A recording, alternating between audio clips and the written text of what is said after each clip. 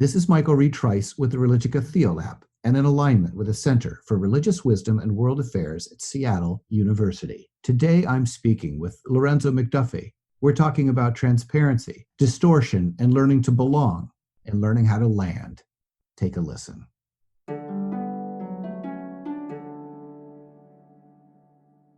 Lorenzo, tell us who you are. I am the son of two teenage high school sweethearts who had known each other since they were in the first grade. My parents, in particular my dad, grew up 30 miles, and I was born 30 miles from the plantation that our ancestors had built and were enslaved and continued to be sharecroppers on that property up until the 1960s. My parents were the first generation to not work on the plantation that their ancestors were enslaved on.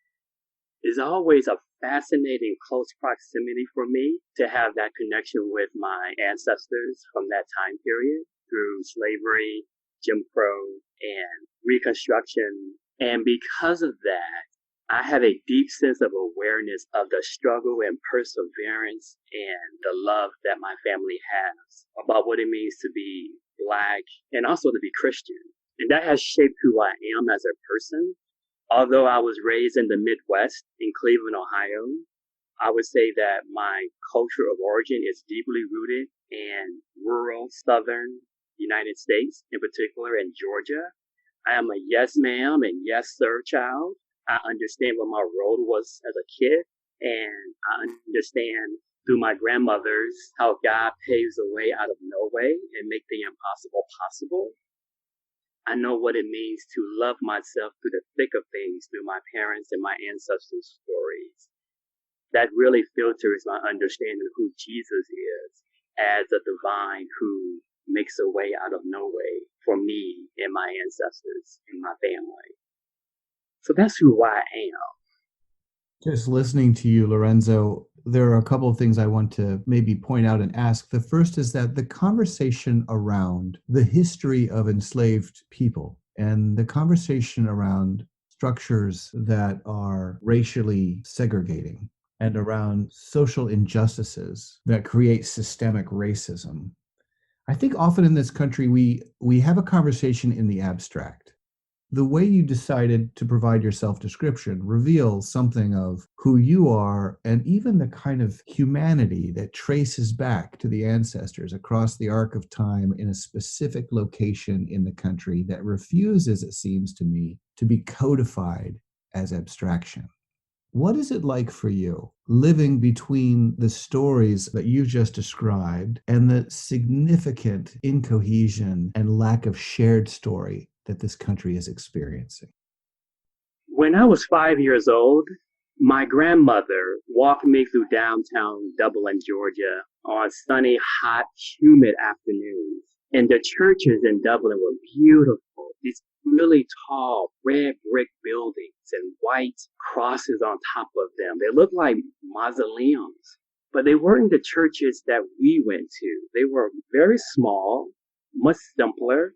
But I wanted to go in this really big church with these beautiful red bricks. And I asked my grandmother, I want to go in there. And she said, we can't go in there. And I said, why can't we go? And my grandmother said, that's the white people's church. They won't let us in there. And I thought, well, they believe what we believe. They sing the same songs. And my grandmother got on her knees and she held my face and in her hands. And she said, we don't mess with white people's Jesus because it can hurt us. She gave me a hug, but I cried because I wanted so bad. I wanted so desperately to go in there. And that was the first time that I understood that my skin was dark and that it had a significance that I couldn't go to certain places.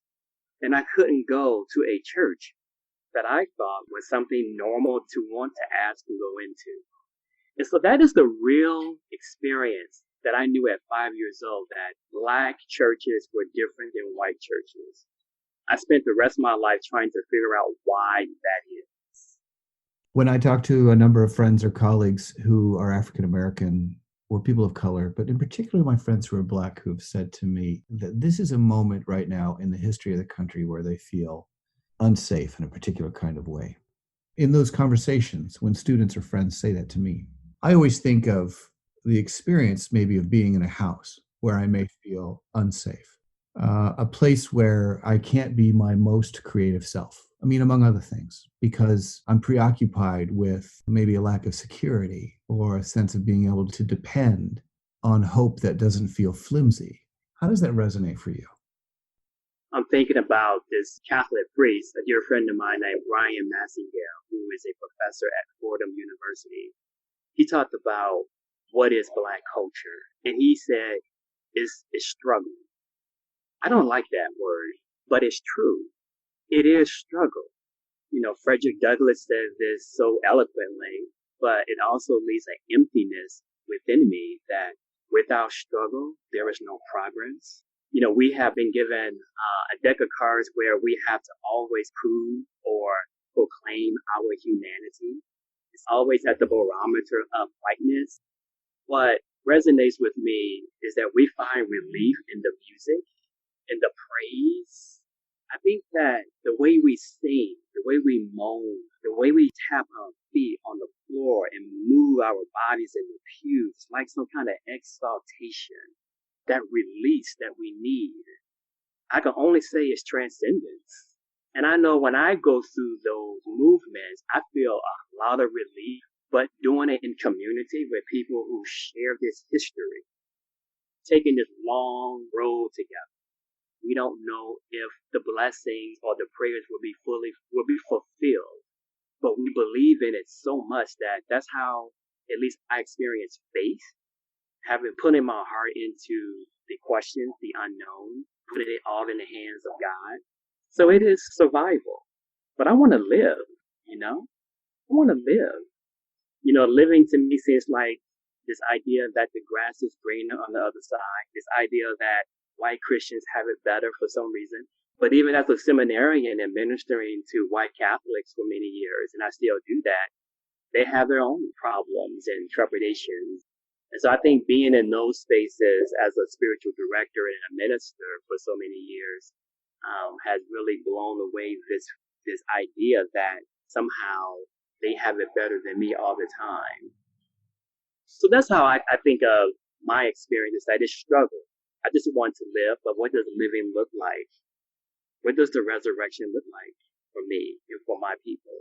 We're still like Calvary, it seems to me, hanging on the cross, suffering. Easter hasn't come yet.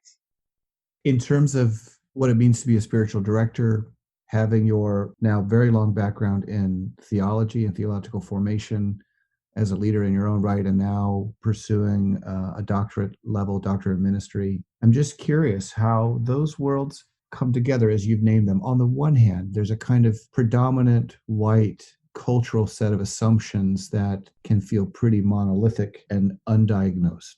On the other hand, as you've named in your own words, a sense of community, even a kind of genetic sense of being that seeks to thrive beyond struggle.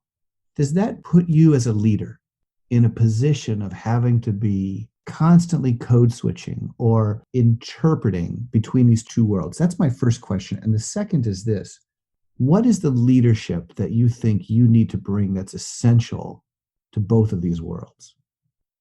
The first question is this dilemma that I think many ministers and pastors or priests have. When are we pastoring and when are we being friends with the people that we serve in our churches? I have been trying to mitigate that for many years. I have friends who come to me for pastoral counseling. And in those moments, am I being a minister or a friend?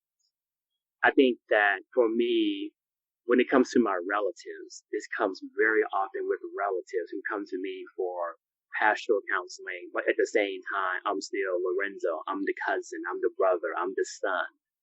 I have to come to the table with some clear questions and expectations of what is it that you need from me. I try my best not to have this dualistic understanding that I'm a pastor here and I'm a friend here or a relative here. We don't work like that. I try my best in having conversations with my mom, for example. today I'm your son. Today you want me to talk to you about spiritual matters. And what does it look like for your son to speak to you in this way? And how do we pray together and reflect so that we don't have to have this schizophrenic understanding about what our relationship in the moment is? Given the complexities that we see today in the world and some of the challenge points among others that you've named and others that remain unnamed, if you had to choose 2 or 3 leadership skills that are absolutely required and that you have a moral compunction to provide, what are those? Transparency. It is scary to be transparent and to be authentic to yourself and to other people, but I have committed that I will not live a lie. I am a Black person who is also queer. I'm a feminist, a womanist, because I was reared by a single Black woman in the inner city. I'm just very honest and clear about my social context, my cultural context. And it can be very scary because, we get into these spaces where we want to be accepted and be recognized. And there's a fear that won't be accepted. And I've taken quite a few beatings for my authenticity. Within some Black communities, it's not safe for me to be an openly gay person. In some LGBT communities, it's not safe to be a very proud Black person. In some Catholic spaces, it's not okay to be an openly gay man who's married to a man and raising a son. I have learned through my prayers and, in my understanding with Jesus that no identity has autonomy over my personhood. I really belong to God because wherever I land, I'm going to catch hell about something. I catch hell in all of my identities, all of them. I'm like a right angle in every space I go into. I'm never a whole person accepted anywhere. I am only wholly accepted in my relationship and my commitment to the God of my understanding. And I think I attract people who are on that journey. I think I give them space to be okay with whoever they think they are. So I think for me, it's important for me to present authentically with transparency and take the risk of rejection and move on. But I know that in some spaces I need to be that way because there is some person who identifies with one of my identities who don't feel safe to come out, whatever that may be, but they see me talking about it and engaging the world and all of that, no matter what anyone thinks. So it's risky, but I think that's the most important thing for a leader is to be transparent and understand where he or she comes from and turn those distortions of those identities into blessings and gifts. I want to pick up on something you said about belonging to God and not seeing one's life as distortion. Is part of what we're doing helping others to recognize that we all have to belong.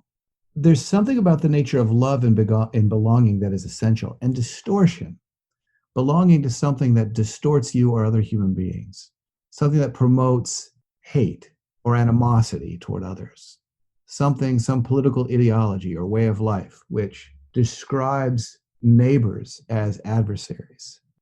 It's part of our work about confronting distortion with love.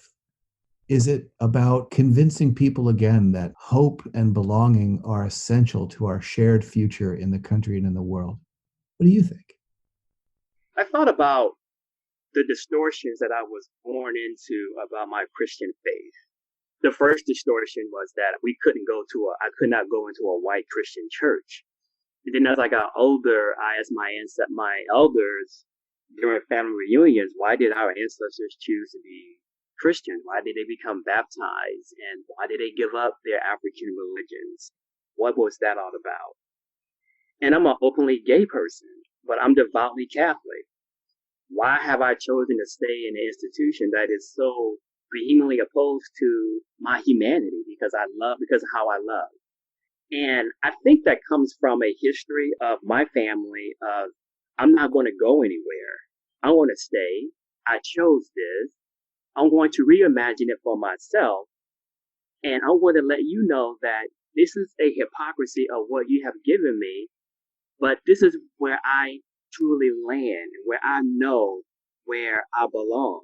So this sense of belonging for me is almost like a subversion because I refuse to be told that I can't come to the table. You're not going to deny me the body and blood of Christ. I guess it's this renegade in me that has come down through my family as being a fighter and why I choose to stay. And also, I would say this, it's very important to know. I chose to be Roman Catholic. I'm a convert. I chose this religion. I'm not a cradle Catholic. And in that choosing, I have this ownership of it that I chose you. I've done the work. I'm not going anywhere. And this is where God called me. And in that, it's amazing, but I fall deeper in love with my tradition. It has made me become more of a mystic. And I never thought that I would say anything like that, but it's the mysticism of my tradition that keeps me here. I'm not the only one who believes and worships in this way. So the Roman Catholic faith is very messy and it's very beautiful, but it's my family. It's my family that I have chosen with the good and the bad. It's like a family reunion. There are some people I don't want to deal with, and there are some I would like to, but I always go back and deal with the whole thing. And that's important to me. That's important to me. You've been listening to the Religica Theolab podcast in the Center for Religious Wisdom and World Affairs at Seattle University. To learn more about the center's work and for resources to be used in local communities, visit us online at seattleu.edu/thecenter.